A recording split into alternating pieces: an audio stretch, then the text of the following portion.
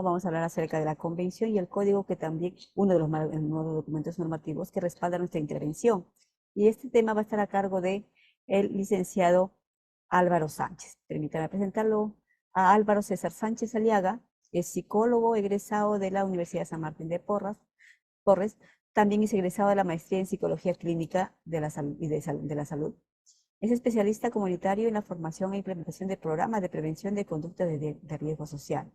Cuenta más de 6 años de experiencia como facilitador desarrollando programas de capacitación para adultos en diferentes partes del Perú. Ha desarrollado una labor de docente, facilitador en instituciones como la Universidad Peruana Cayetano Heredia, en la Comisión Nacional de Desarrollo y Vida sin Drogas de Vida y en el Ministerio de la Mujer.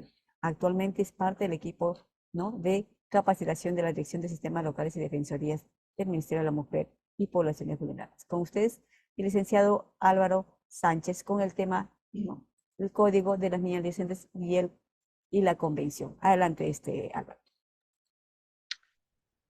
Muchas gracias, estimada Carmencita. Gracias, Jorge, por antecederme con el tema tan importante. Eh, y bien, ¿cómo están? Un saludo a cada uno de ustedes, a las defensoras y defensores que hoy están iniciando esta jornada educativa. Y bueno, vamos a ir con el tema, pero no sin antes ver que solo tengo, bueno, eh, solo tenemos a cinco participantes, cinco, seis participantes con la cámara prendida. No sé si los demás están ahí. Recuerden que se está grabando, ¿no? Y es importante pues que podamos participar y verlos también, ¿no? No para no sentirnos solos, porque a veces vamos a la pantalla y vemos que no hay nadie y no sabemos si estarán ahí o no. Sé que algunos están desarrollando también sus labores a la par, pero recuerden que es importantísimo comprender esos temas iniciales para luego terminar con una sabiduría completa, ¿no? Así como lo menciono siempre. Entonces, bueno, sí, sí, yo entiendo, no se preocupen, hay personas que no pueden activar, está mal la cámara, pero los demás, por favor, acompáñenme. Y sí, los veo un poco serios también, pero bueno, es parte de, ¿no? Así que bueno, ahí está.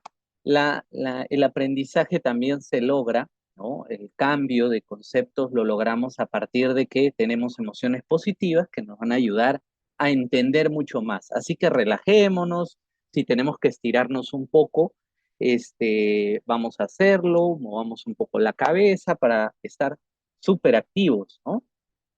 Muy bien, a nivel internacional tenemos un referente, un marco normativo, ¿no? Que es la Convención sobre los Derechos de los Niños y Adolescentes. Y a nivel local, a nivel nacional, tenemos el Código de los Niños y Adolescentes. Estos dos referentes son muy importantes de que los conozcamos, porque nosotros somos defensores, defensores de adultos, ¿cierto? O somos defensores de padres, ¿verdad? ¿Sí o no?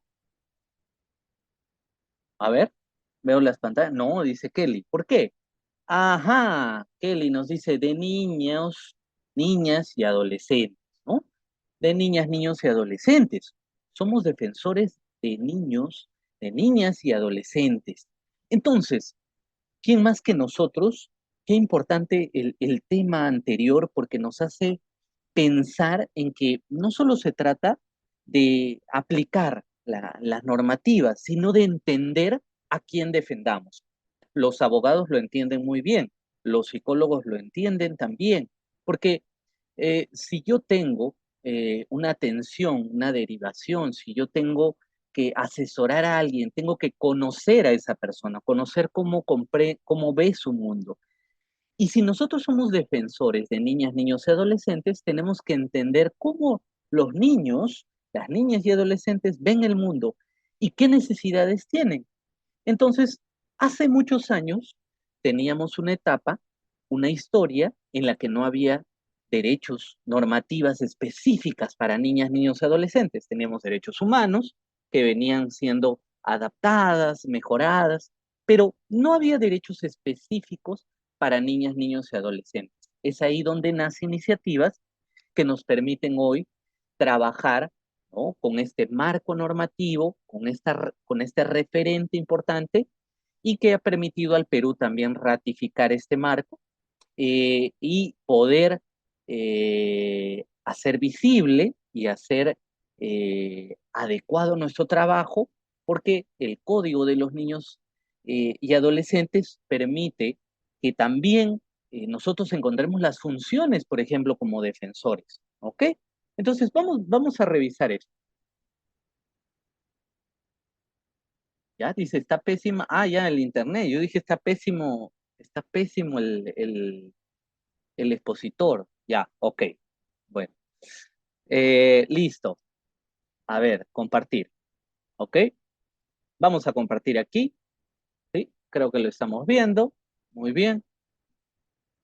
Igual, cualquier cosa ahí está muy atenta, Carmencita, que nos está dando el pie. Y bueno, vamos a ver.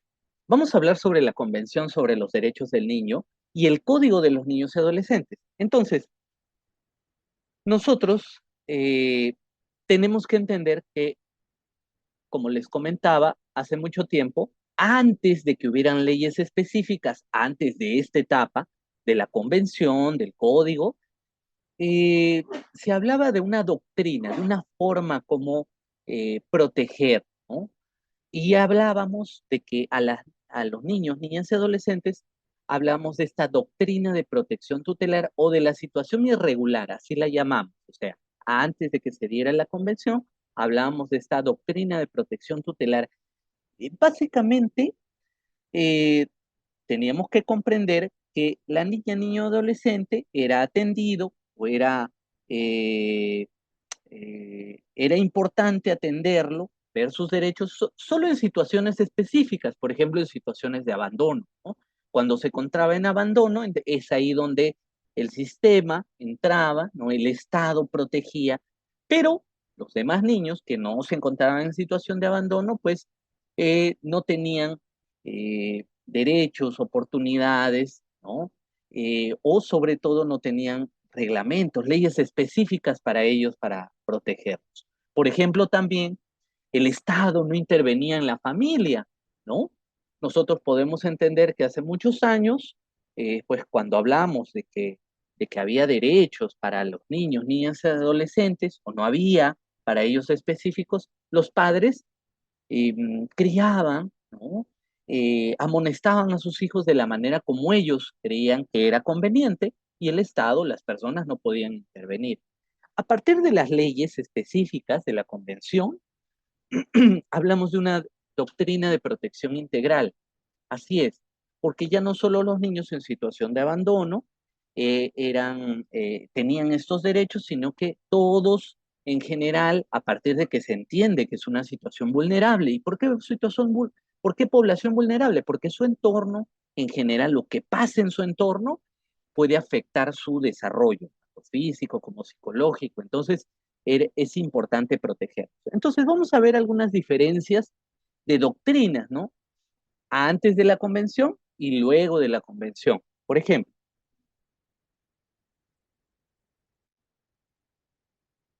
vamos a ver que, como les mencionaba, había una ausencia de derechos y leyes específicas. Y luego de la convención hay reconocimiento de derechos y se determina que las niñas, niños y adolescentes son sujetos de derechos, ¿no? No son sujetos de repente, de protección tutelar, ¿no? De solo hay que intervenir con ellos cuando están en abandono, no, sino que todos los niños, niñas y adolescentes tienen derechos y hay leyes específicas que los protegen. Entonces, también hay algo importante, que se cambió la forma como nos referíamos a ellos, ¿no? Lamentablemente, hasta el día de hoy, de repente utilizamos el término menor, haciendo referencia, como antes, donde el niño, la niña o adolescente era eh, identificado como que alguien que no tenía los mismos derechos de un adulto y nos referíamos a ellos como menores, ¿no? Incluso cuando redactaban un documento ponían, ¿no?, el menor acompañado de su mamá, el menor ingresó, ¿no? Y este término hacía referencia de que ellos no, pues, no tenían los mismos derechos, no tenían más oportunidades que los adultos, que sí, ¿no? Y a partir de la convención se entiende que ya no debemos referirnos a ellos como menores, como menos que los demás, sino que son niñas, niños y adolescentes. ¿Cuándo podemos de repente utilizar el término menor? Cuando hay una comparativa, ¿no? De edad, por ejemplo, menor de edad o menor de edad, ¿no? El menor de edad, menor de 18 años, ¿no? Pero cuando utilizamos solo el término menor, ya nosotros debemos entender que nos estamos refiriendo a esa etapa donde no tenían leyes específicas, no tenían derechos, ¿no? Entonces, hoy en día, a partir de la convención, nos referimos a ellos como niñas, niños y adolescentes, ¿no? Y eso también vamos a corregirlo poco a poco, porque sé que todavía algunos estamos utilizando de repente este término. La consideración también, como les comentaba, los niños antes de la convención eran objeto de protección, ¿no? Pero ahora, a partir de la convención, los identificamos, los consideramos sujetos de derechos específicos para ellos. La percepción también era diferente, ¿no? La percepción sobre los niños, la imagen que tenemos sobre ellos. Pensábamos antes de la convención que ellos no tenían voluntad, no tenían opinión, ¿no? De repente en familia nosotros nos recordaremos, lamentablemente todavía, de repente al abuelo que decía, no, no, no, primero los adultos, después a los niños, ¿no? Ellos todavía no. O el niño tenía que dejar su lugar para que un adulto se pueda sentar, ocupar ese lugar, ese espacio, ¿no? Son personas con menos valor, de repente. Pero a partir de la convención se reconoce su valor y su opinión también. Son importantes de que opinen, ¿no? Se promueve su participación. No solo cuando nosotros hacemos de repente el Comodena, ¿no? El CONA, sino que es importante escucharlos a ellos, o sea, saber su opinión, ¿no? A lo largo de los procesos, por ejemplo, que intervienen en la DEMUNA, siempre está escuchar a la niña, al niño y adolescente, siempre tiene que evidenciarse que has escuchado, que le has preguntado, ¿no? Y siempre está por sobre todo el interés superior. Entonces, también la administración de justicia cambió. Recordarán ustedes que hace mucho tiempo era un sistema pensado solo en el adulto y que no había normas específicas. Por ejemplo, si un adolescente cometía una falta o era atrapado, este adolescente incluso en los medios de comunicación podría mostrarse su imagen, su rostro, ¿no? Y tenía el mismo trato de repente que un adulto, ¿no? Marrocas, de repente era reducido. Entonces, hoy en día, a partir de las leyes específicas de la doctrina de protección integral, quiere decir que todas las niñas, niños y adolescentes son protegidos, todos tienen derechos, entonces hay un trato diferenciado. Hay jueces especializados, hay espacios, ¿no? Organizaciones especializadas, ¿no? Organismos, ¿no? Hay eh, espacios para proteger, por ejemplo, para hacer una diferencia, ¿no? De menores de 14 años reciben un trato diferenciado, reciben otras normativas o otras instancias, atienden, y a partir de los 14 años hay otros, se dictaminan diferentes medidas, ¿no? Cuando ha cometido un delito. Entonces, esto ha cambiado también la administración de justicia. También el rol de los padres, las madres y los cuidadores. Recordemos, o como les mencionaba, el Estado antes no intervenía en cómo educaba papá y mamá a sus hijos, ¿no? Y pues nadie podía intervenir, porque si educaba de repente con el castigo físico, con violencia, nadie intervenía, el Estado no intervenía, pero había este poder absoluto, ¿no? De los padres y cuidadores. A partir de estas leyes específicas ya cambia porque el Estado interviene y requieren atención integral desde la familia, la comunidad y el Estado. El Estado incluso puede quitarle la patria potestad a un padre, ¿no? ¿Por qué? Porque no está desarrollando adecuadamente a esa niña, niño, adolescente, no está desarrollando su parentalidad positiva. Entonces, interviene el Estado, ¿sí? en la protección a las niñas, niños, adolescentes en la familia. El rol del Estado cambia, ¿no? Como les decía, no, antes no intervenía en el ámbito familiar respecto a la crianza, hoy hablamos de una protección integral a las niñas, niños y adolescentes. La niña, niño o adolescente que cometió un acto ilícito, ¿no? ¿Cómo era tratado como un delincuente, violencia, enmarrocamiento? Su imagen era expuesta en los medios de comunicación, lamentablemente por ahí a veces se ve, pero hoy no es permitido. ¿Por qué? ¿De dónde viene eso? A partir de estas normativas, ¿no? Aquí en el Perú, el Código de los Niños y Adolescentes. Entonces hay medidas de protección, menores de 14 años, pues, tienen medidas diferenciadas, medidas de protección, ¿no? Hay instancias de justicia que intervienen justamente para los adolescentes menores de 14 años y cuando son mayores de 14 años hay medidas socioeducativas, ¿no? Eh, Diferentes, ¿no? Amonestación, libertad asistida, prestación de servicios, etcétera. Y algo muy importante, que la imagen es protegida en los medios de comunicación, porque se entiende que todavía son adolescentes y que están en esa etapa de desarrollo. Entonces, esto ha cambiado y por eso le llamamos la doctrina de protección integral. Ya no es una doctrina de protección tutelar o de una situación irregular, sino que a partir de ahora, a partir de que hay leyes específicas, consideramos y incluso la mencionamos, la denominamos así, doctrina de protección integral. Todos intervenimos en el desarrollo integral de la niña, niño y adolescente. También es importante entender cómo representamos, cómo visualizamos a las niñas, niños y adolescentes desde la infancia. Por ejemplo, según Casas, nos dice que hay una etapa en la que las personas entienden que hay una necesidad de sobreprotección. ¿Por qué? Porque entendemos o pensamos, ¿no?, que las niñas, niños y adolescentes son incapaces, ¿no? No tienen todavía la capacidad, son inmaduros, todavía no comprenden. Hay una etapa idílica, ¿no? Están soñando, son soñadores, todo es para ellos felices, ¿no? A ellos nada los va a alterar, ¿no? O son muy inocentes. Y entonces hay esta necesidad de sobreprotección a los niños, niños y adolescentes. Entonces, pero también hay una etapa o hay el otro lado, ¿no? De cómo entender cómo es esta representación, donde hay una necesidad de control.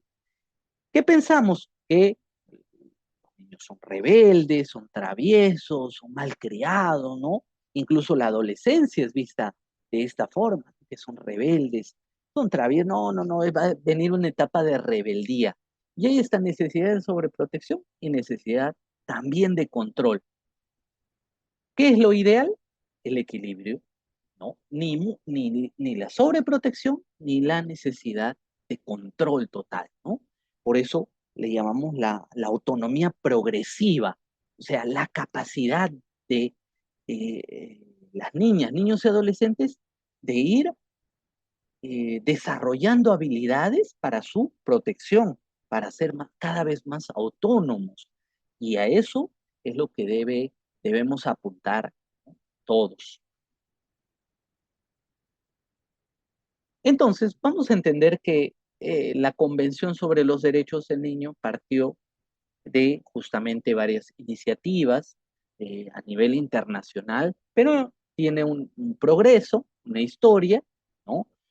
A partir de que hay una ausencia casi total de leyes, de la doctrina, lo que llamamos la doctrina de la situación irregular, es a partir de iniciativas en Ginebra, ¿no?, en 1924, luego de la Declaración de los Derechos del Niño, en 1959, no es sino en Polonia que hay un proyecto sobre la Convención sobre los Derechos del Niño, y un año después, para sensibilizar a la comunidad internacional, ¿no?, que se nombra el Año Internacional del Niño en 1979.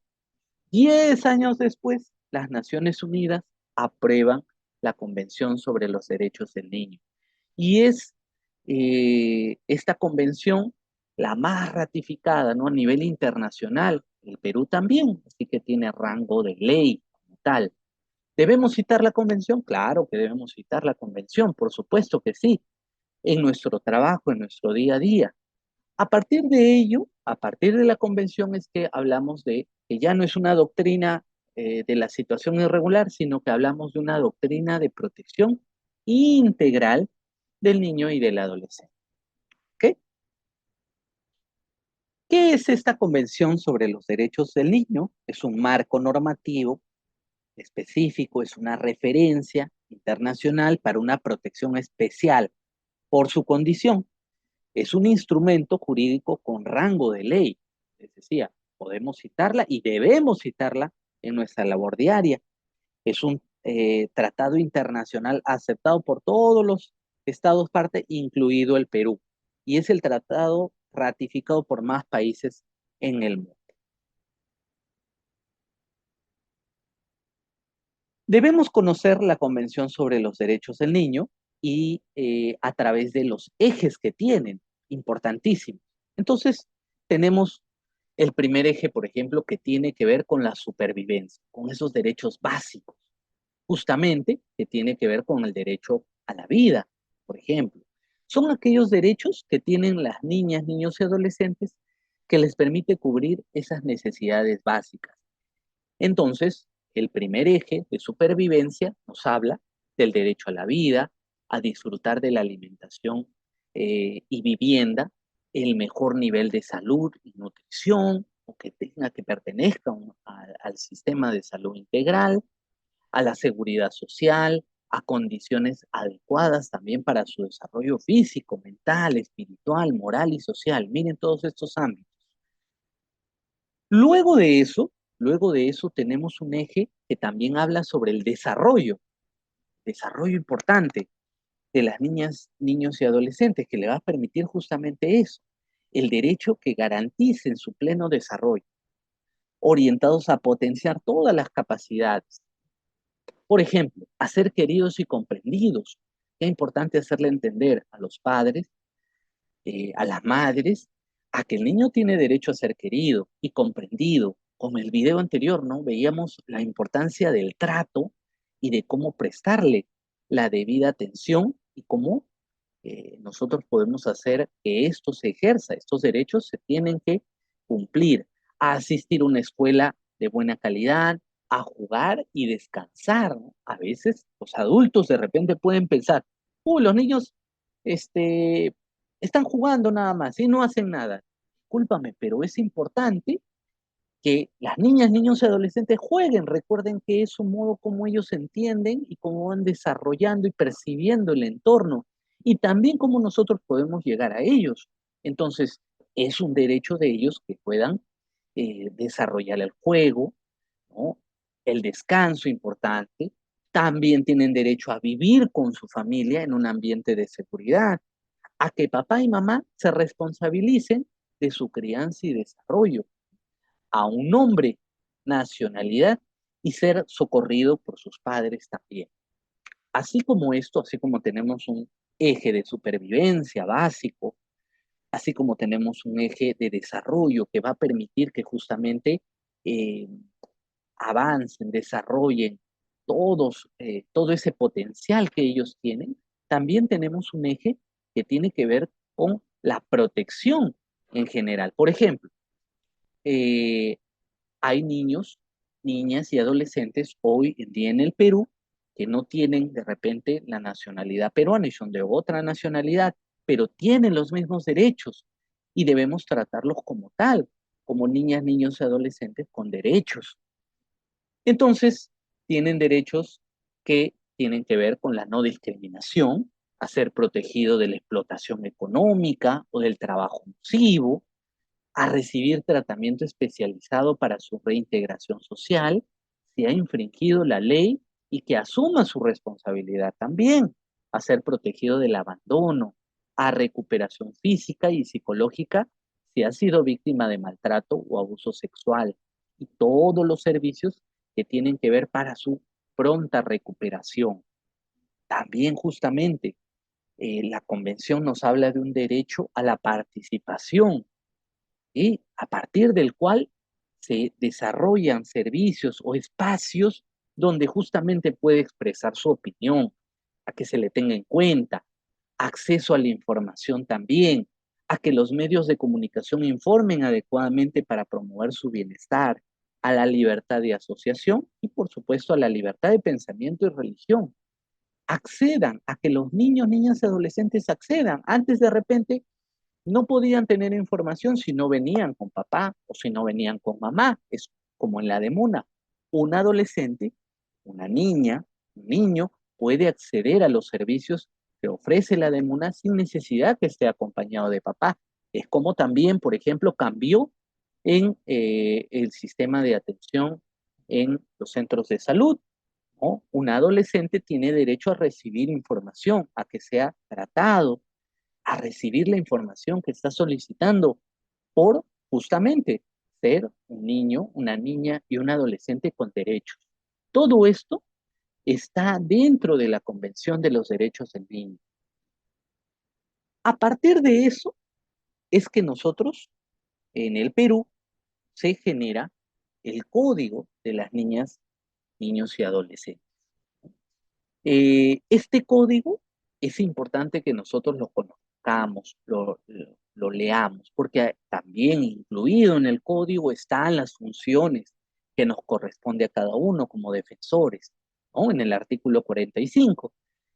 Entonces, el código de los niños y adolescentes también tiene un proceso, una etapa en la historia en el Perú, luego del Código Penal en 1924, donde ya había algunas referencias, de repente los derechos generales. El Perú suscribe la convención en 1990, pero es ratificada meses después y es promulgada, ¿no? Ahí como está, con decreto legislativo número 2612 en 1992 y luego esta ha sido modificada, ¿no? Ha tenido varias transformaciones, inclusive luego de que se dictara la ley en el 2000. Ha tenido varios cambios, varias modificaciones. Ustedes cuando entren a su aula virtual también van a encontrar el código de los niños y adolescentes, una versión amigable, como llamamos, pero es este código nuestro referente aquí en el Perú que toma estas normativas importantes para adaptarlas aquí a nuestra labor. Entonces debemos conocerlas. ¿Cuáles son estas características?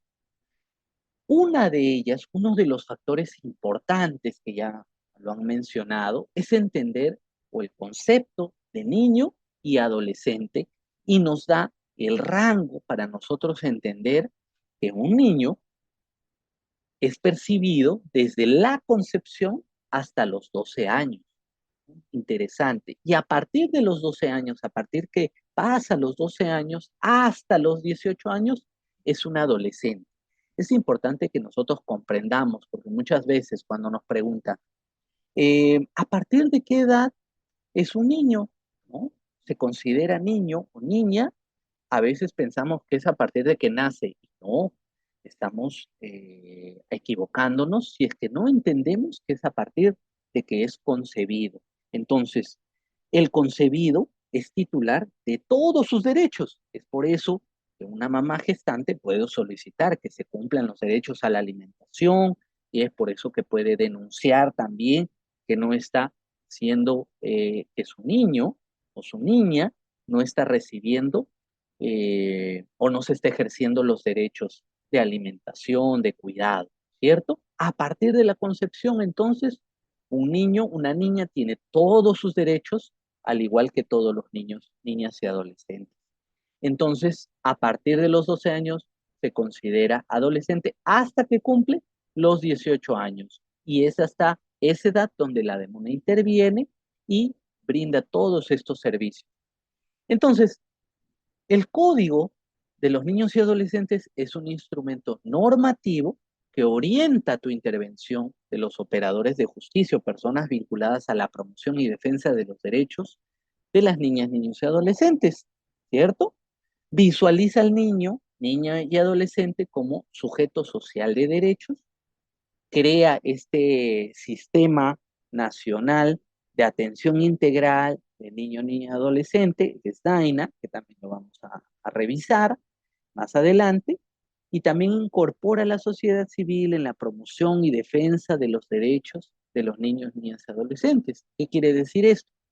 Que tu trabajo, tu labor, ¿no?, de protección no solo tiene que intervenir eh, a mí y a ti, sino que todos los servicios, todo el Estado en su conjunto tiene que estar orientado a la protección, a la promoción, a la defensa, ¿no?, de los derechos de los niños, niñas y adolescentes.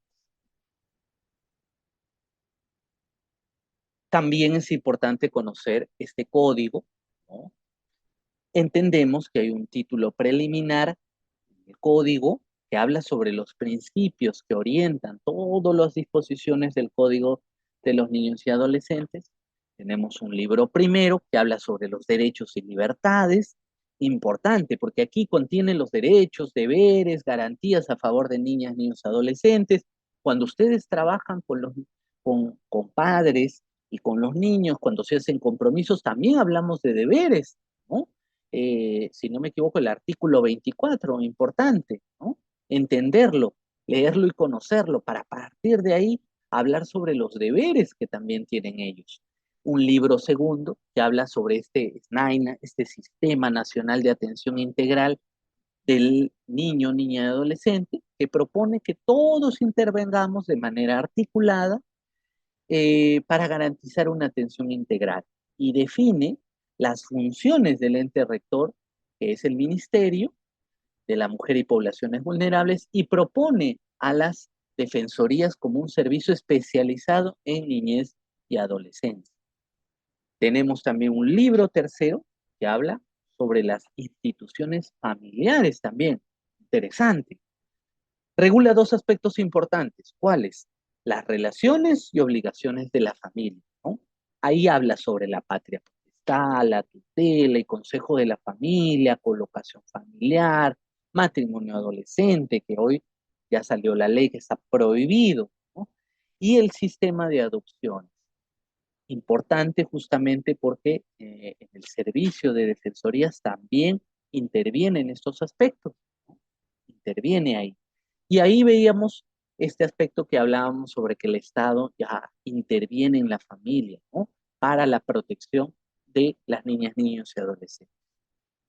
Y también hay un libro cuarto que habla sobre la administración de justicia especializada en el niño y adolescente. Así es, establece, por ejemplo, la potestad jurisdiccional en materia familiar, incluidos niños y adolescentes, por parte de las salas de familia.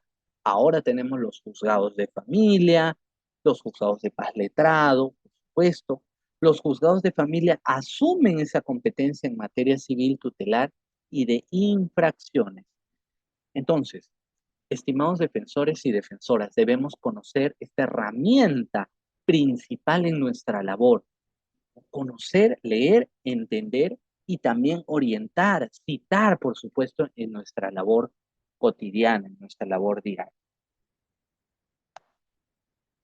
Entonces, cuando hablamos de un enfoque, cuando hablamos de enfocarnos, es hablar de la mirada que tenemos, es hablar de cómo estamos entendiendo, percibiendo, cuál es nuestra mirada hacia algo específico. Y nuestra mirada, nuestra labor, nuestro diario trabajo, ¿no?, es tener un enfoque de derechos. El enfoque tiene que dirigir la atención o el interés hacia un determinado asunto o problema. Entonces, cuando hablamos de enfoque de derechos, estamos hablando de reconocer, atención, reconocer que las niñas, niños y adolescentes tienen derechos, son sujetos de derechos y tenemos que garantizar su protección. Esto es importante de entender y vuelvo a la pregunta inicial, ¿no? Que les decía, nosotros somos defensores de niñas, niños y adolescentes. Cuando nosotros en nuestro diario trabajo no estamos enfocados a ellos, de repente nos vamos a enfocar en mamá, papá, en el adulto, ¿no? En de repente hasta un servicio, pero tenemos que hacer entender a todas las organizaciones que acompañan, a todo el sistema integral, que el enfoque debe estar en ampliar estas oportunidades para que ellos sean justamente sujetos de derechos y garantizar esta protección, ¿sí? Garantizar esta protección y que se cumplan los derechos de las niñas, niños y adolescentes. ¿Ok? Entonces, ahora hemos comprendido, hemos entendido, importante, que tenemos estos dos referentes, uno a nivel internacional y otro que dirige nuestro trabajo, que es el Código de las Niñas, Niños y Adolescentes, el Código de los Niños y Adolescentes. ¿Ok? Muy bien. Gracias, Carmencita.